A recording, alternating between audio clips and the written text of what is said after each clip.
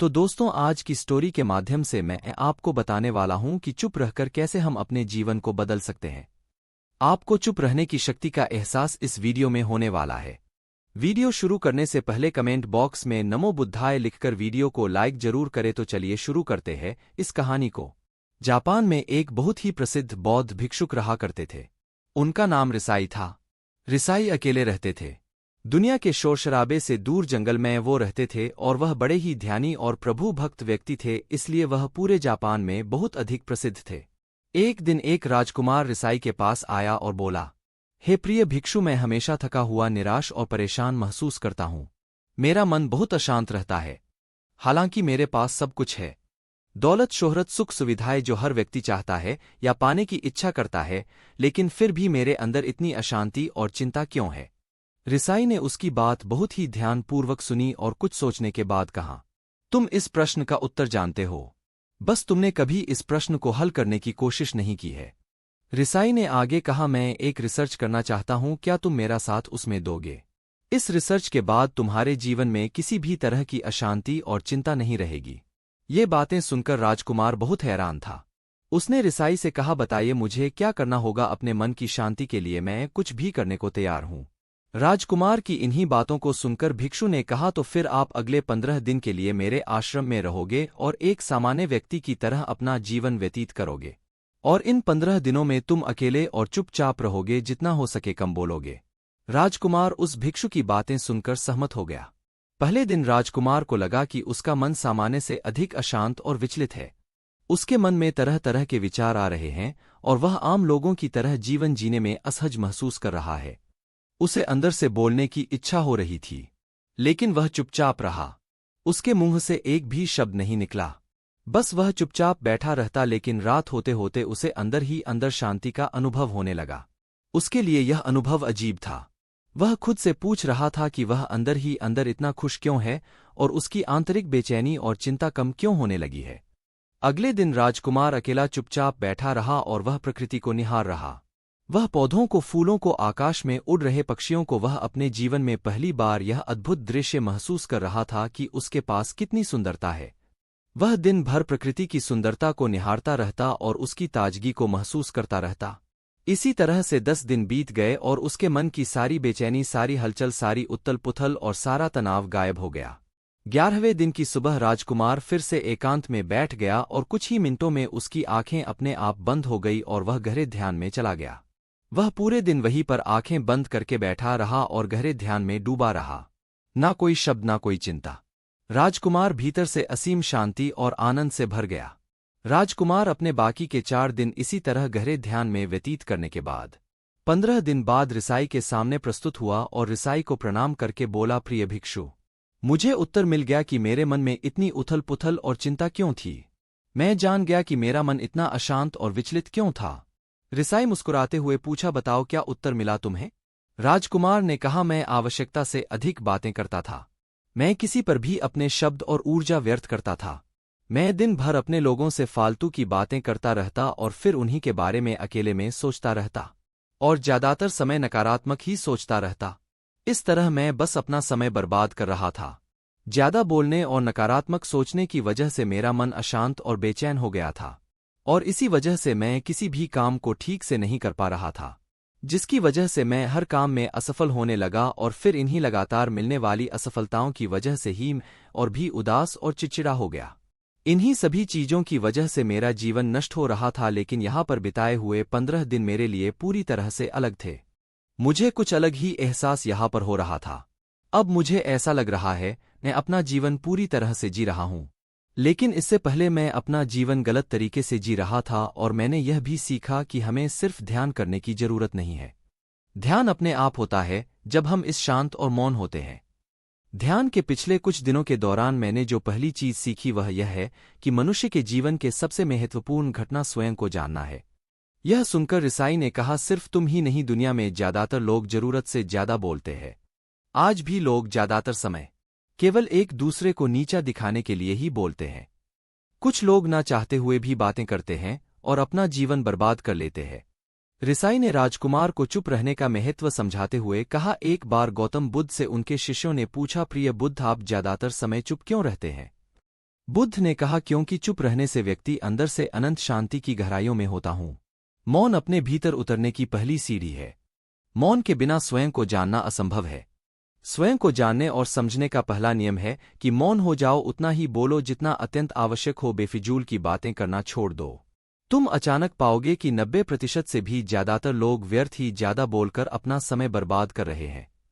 न बोलने का कोई भी नुकसान नहीं है, लेकिन यदि आप ज्यादा बोलते हैं तो आप अत्यधिक गलती कर देते हैं। अगर व्यक्ति कम बोलना शुरू कर दे दो, दुनिया की 90% मुसीबतें कम हो जाएगी, झगड़े फसाद कम हो जाएंगे, उपद्रव कम हो जाएंगे, अदालतें कम हो जाएगी। अगर लोग थोड़ा चुप रहना सीख लिए, संसार की बहुत सारी समस्याएं हैं, बहुत सारा उपद्रव सिर्फ बोलने से पैदा होते हैं। सारी बात मौन सीखने की है। जब तुम नहीं बोलते तब तुम एकांत में अकेले हो गए।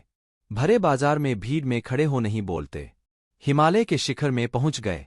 जिसने मौन की कला जान ली वो भीड़ में भी अकेले होने की कला जान लेता है। वो अपने भीतर ही डुबकी लगाने लगता है। एकांत में तो आदमी स्वर्ग में है, दूसरे की उपस्थिति ही बेचैनी पैदा करती है। पहले तुम्हें चुप रहने की शक्ति को धारण करना होगा। इससे तुम अधिकतर ऊर्जा को बचा लोगे और फिर इस स्थिति में पहुंच जाओगे कि तुम कम बोलने लगोगे। अगर तुम किसी के यहाँ पर जा रहे हो और परेशान हो जाओ तो ऐसे में उचित है कि आंखें बंद कर लो और अपने में खो जाओ।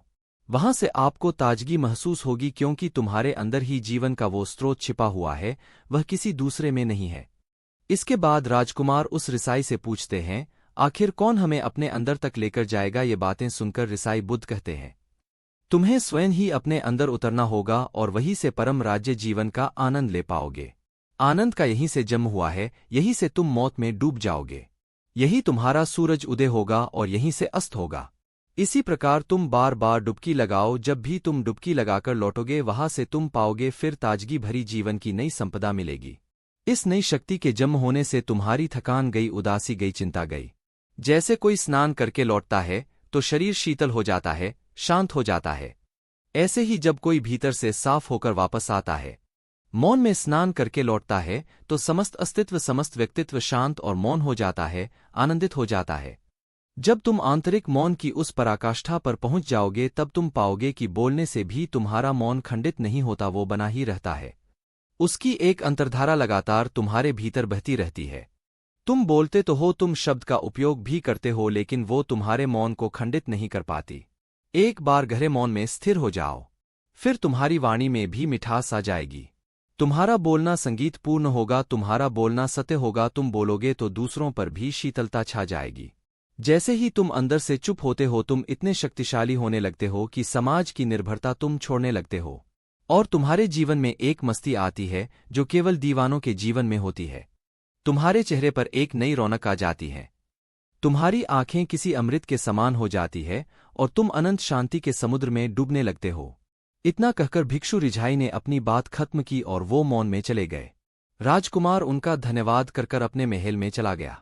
दोस्तों, आपने भी अनुभव किया होगा कि बहुत ज्यादा बात करने से दिमाग अशांत हो जाता है, जिससे हम अपने दिमाग पर नियंत्रण खो देते हैं और साथ ही अपना ध्यान भी खो देते हैं।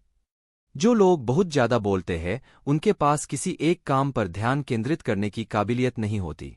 वो अपने किसी भी लक्ष्य पर पूरी तरह से केंद्रित नहीं कर पाते। अगर हमारा दिमाग एक जगह केंद्रित नहीं है तो हम जीवन की सच्चाई नहीं समझ पाते और ना ही मनचाही सफलता कभी हासिल कर पाएंगे। इसके अलावा भी आपने देखा होगा कि जो लोग अधिक बोलते हैं वो अक्सर लोगों के बीच हंसी का पात्र बन जाते हैं, और जो लोग कम बोलते हैं और अपनी बात पर कायम रहते हैं उन्हें लोगों से सम्मान मिलता है। लोग उनकी बातों को सुनते हैं और उन पर भरोसा भी करते हैं। जो लोग जरूरत से अधिक बोलते हैं और अपने विचारों के बारे में पक्के नहीं होते, उनका दिमाग स्थिर और विचलित रहता है, शोर से भरा रहता है, और एक अशांत दिमाग वाला व्यक्ति जीवन में किसी भी चीज में सफल नहीं हो पाता, क्योंकि वह किसी भी काम में फोकस नहीं कर पाता। यदि किसी व्यक्ति को यह पता है कि उसे कब, कहाँ और क्या बोलना है, तो वह व्यक्ति सच में बहुत बुद्धिमान है, और ऐसा व्यक्ति जहां भी जाता है उसका व्यक्तित्व आकर्षण का केंद्र बन जाता है और वह जो कुछ भी करता है उसमें सफल अवश्य होता है।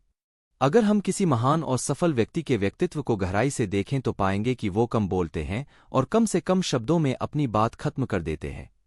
वो बोलने से पहले वो चीजों और जिसके बारे में उसे बोलना है उनके बारे में गहराई से सोचते हैं।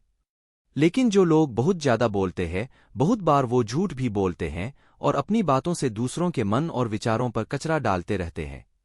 वह ज्यादातर समय दूसरों की बुराई करते रहते हैं, इसलिए उनके अपने भी उनसे नफरत करने लगते हैं और उनसे बचने की कोशिश करते हैं। हमारे भारतीय उपनिषदों में कहा गया है कि हमारे शब्द वास्तविक ब्रह्मशक्ति हैं। मौन से धैर्य आता है, धैर्य से ध्यान और ध्यान से हम अपने जीवन के बारे में जागरूक हो जाते हैं। इसलिए अगर हम ज्यादा बात करते हैं तो हम मौन को खो देते हैं, जो मन की शांति का पहला स्तंभ है। दोस्तों, आज से हम भी चुप रहने का अभ्यास अवश्य करेंगे। आज से हम भी वही बोलेंगे जो जरूरी है और हम कोशिश करेंगे कि कम से कम शब्दों में अपनी बात खत्म करें। और हो सके तो कोशिश करेंगे कि रोज कम से कम 30 मिनट एकांत में चुपचाप बैठेंगे। और मुझे पूरा विश्वास है कि इससे हम सबके अंदर एक सकारात्मक बदलाव जरूर आएगा। इसी के साथ इस वीडियो को खत्म करते हैं। दोस्तों, उम्मीद करता हूं आपको इस कहानी से एक अच्छी सीख मिली होगी।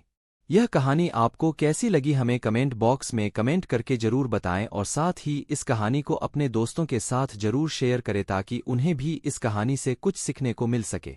धन्यवाद।